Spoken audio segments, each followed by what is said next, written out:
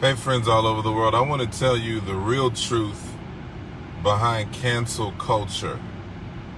And a lot of people aren't really talking about this because they're afraid to be canceled. So what has happened is that we have concealed a nefarious agenda behind a misnomer, right? This sort of cultural archetype that we have created where people are subjected to this sort of cultural Gestapo that surveils and interrogates and investigates people's failures, their mishaps, their mistakes, and determines whether or not these people are worthy of redemption. And I'm just going to tell you something that a lot of people won't say because they're afraid to say it, but I'm going to say it right here and right now. Let me tell you something. Cancel culture is demonic. It's a demon. It is the invention of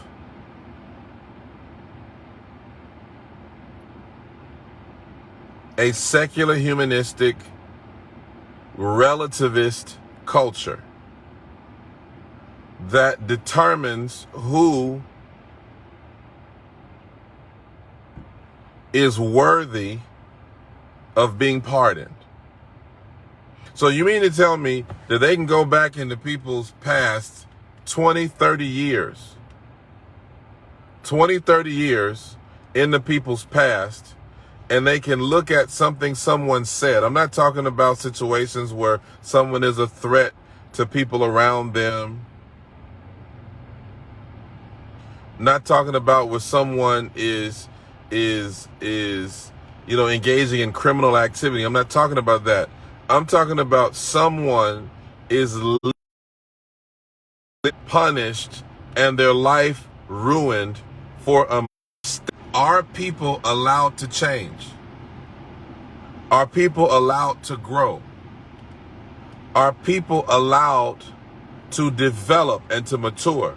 Or do we create this vacuum where if you say something that we deem unpardonable, if you say something that we deem unacceptable, we're going to totally destroy you. We're going to destroy your career, your name, your livelihood, and you will have no more access to what you had before. We're going to cut off all access. We're going to excommunicate you from society and culture. Let me tell you something. This is wrong. It's diabolical. And the people who are pushing this agenda are so evil and so perverse and have more skeletons in their closet than the Smithsonian Museum. And if you were to apply the same rules to their lives, to their businesses, to their Twitter pages, the things you would unearth would be so appalling, it would make your stomach turn. This is not accountability. This is punishment. This is punishment outside of the rule of law.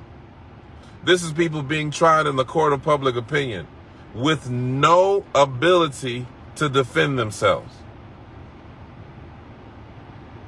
with no ability to rectify their wrongs or to even answer the accusations being levied against them. Since when did people get put in a position where they can't say anything to even explain what they said or to give an account for what they said? But somebody sitting in a high chair somewhere, some demon, right? Some Nubian, some demonic reptile is sitting in this golden chair, this throne, determining who is accepted into their secret society. This is what is happening. Now, here's the part that I want to tell you about. This is the shocking truth, because all the things I just said, you already knew that. But the shocking truth, or the real truth, is that this has gotten into the church. This has gotten into the church. The church has now drank the Kool-Aid of cancel culture. First thing we want to do, anytime somebody, well, they need to sit down, they should never be able to preach again, teach again. Again, there are exceptions to this. I believe that there are some times when people shouldn't be able to step in a public position again. You know, sometimes the public trust has been so deeply violated that a person can't be trusted with that responsibility anymore. I understand that, and on that point we agree. But the part I'm talking about is where somebody makes a statement or a comment, and now their whole life is ruined for a comment that they made. If a person uses a term that we deem racist, right? Now we can destroy their whole career. Well, I'm reminded of Paula Deen, right? Remember Paula Deen? And she was the lady that we loved on the Food Network, and you know, she made those non-diabetic friendly meals for everybody, and she was just the most adorable little Southern belle until she was accused of using the N-word.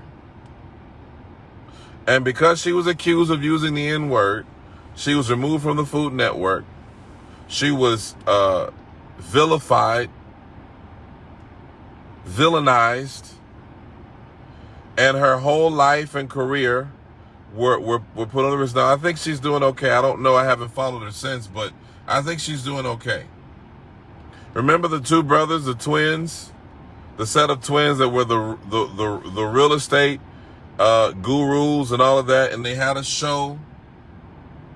I forgot, maybe it was Oxygen. I forget the name of the network, but they were speaking at a conservative rally where they said they support marriage between a man and a woman, and they were totally vilified. Totally vilified.